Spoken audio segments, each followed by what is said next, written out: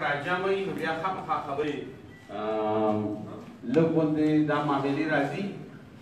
زه به صرف په دې اوس خبره وکړم چې دا دلته کوم شور جوړ شو، کومې خبرې وشوې، زه په دې لږه غوندې خبره وکړم چې موږ پښتانه چې یو که نه، موږ پښتانه نو موږ په خپله کې ډېر زیات هوښیار یو، زموږ ډېر زیات عقل دی او موږ ډېر باشعوره خلک.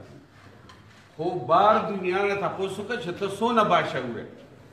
که ته باشعوره وې نو ستا په دې علاقه باندې به اته مړي نه کېدل. دا مړي خو وشو په دې وجه، بقایا په دې کې یا ریاست یا زه یا د دې ځای کې ناس خلک دا به ټول د دې ذمواري، لکه دا نه ده چې دې کې به موږ چاته ګوته نسو چې ته دې کې ذموار یې.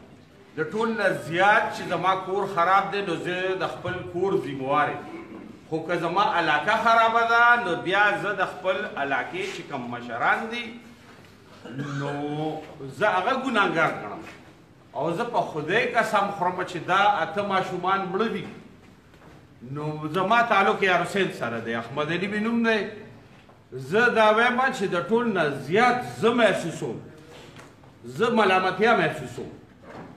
زه دننه چې دی زه دننه خوږ یم او ځان د نورو قومونو په برابرۍ کې ځان کمزورې او سپک راته ښکاري په داسې واقعاتو.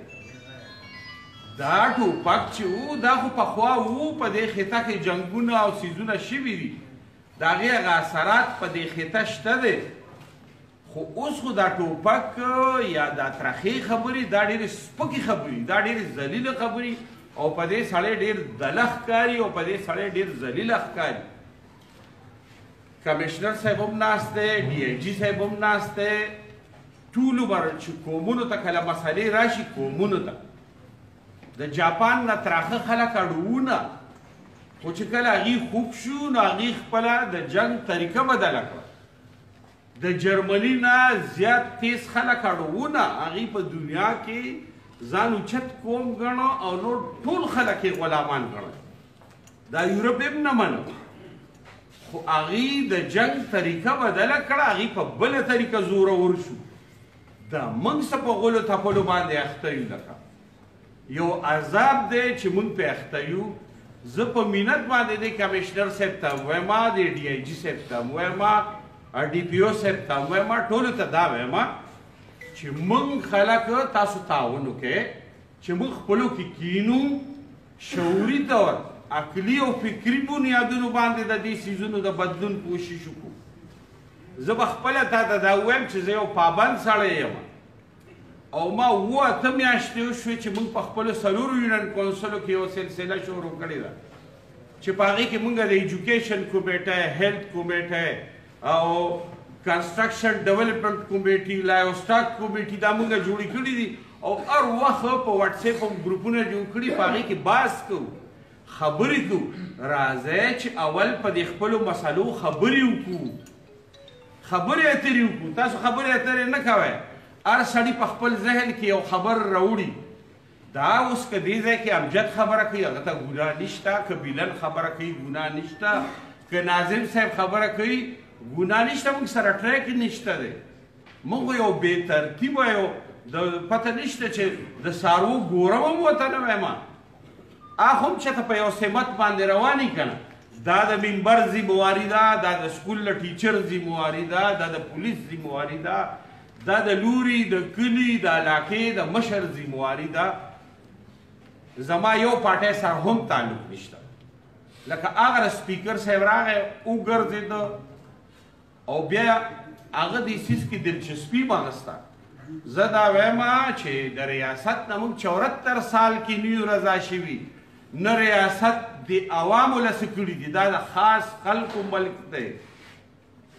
نو موږ عام خلک چې دی نو دا به ځان پیژنو، نو څیزونه وبدلېږي. ښه د ښکته نه یې را شروع کړئ.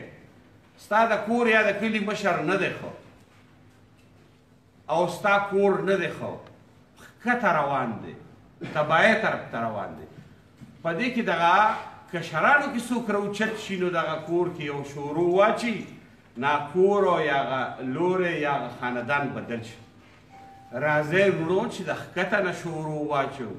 په دې صوابۍ کې یو داسې سلسله جوړه کړو چې هر وخت په دې خپلو مسلو خبره کوو. هر وخت په دې خپلو مسلو خبره کوو، د چاڼ نه یې وباسو. خو شو چې دا جنګ وشه، که دا جنګ نه کېدی نو ما داسې خبرې هم نه شوې کولی. دا موږ ټول په یو عذاب اخته یو، لکه دا اته مړي وشو.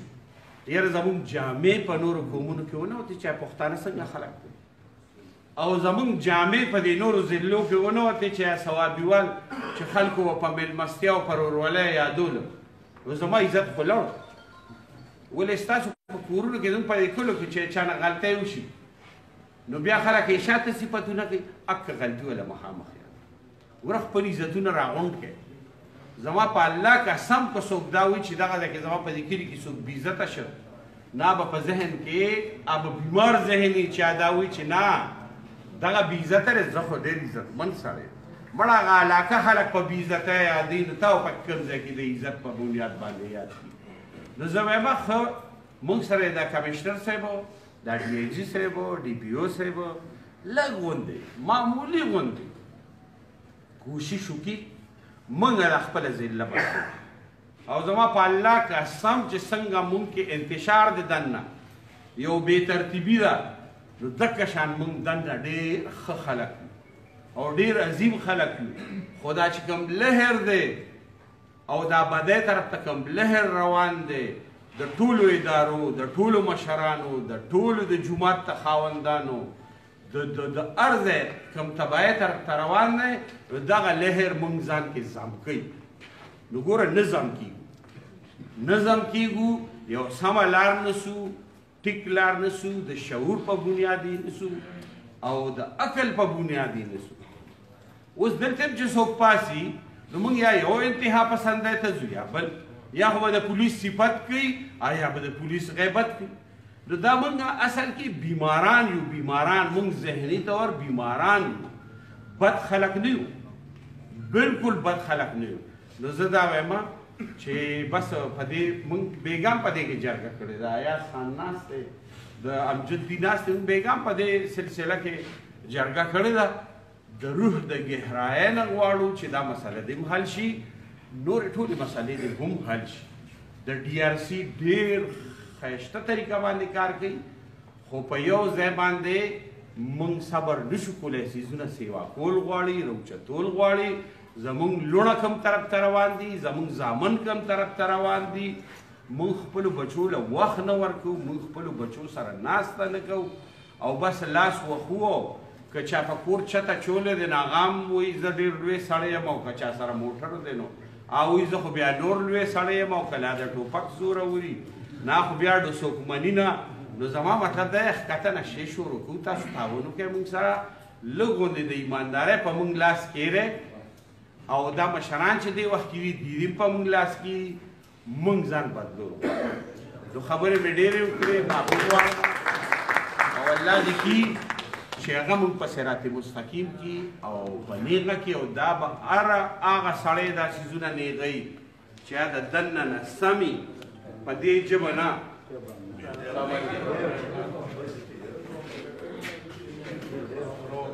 بسم الله الرحمن الرحیم.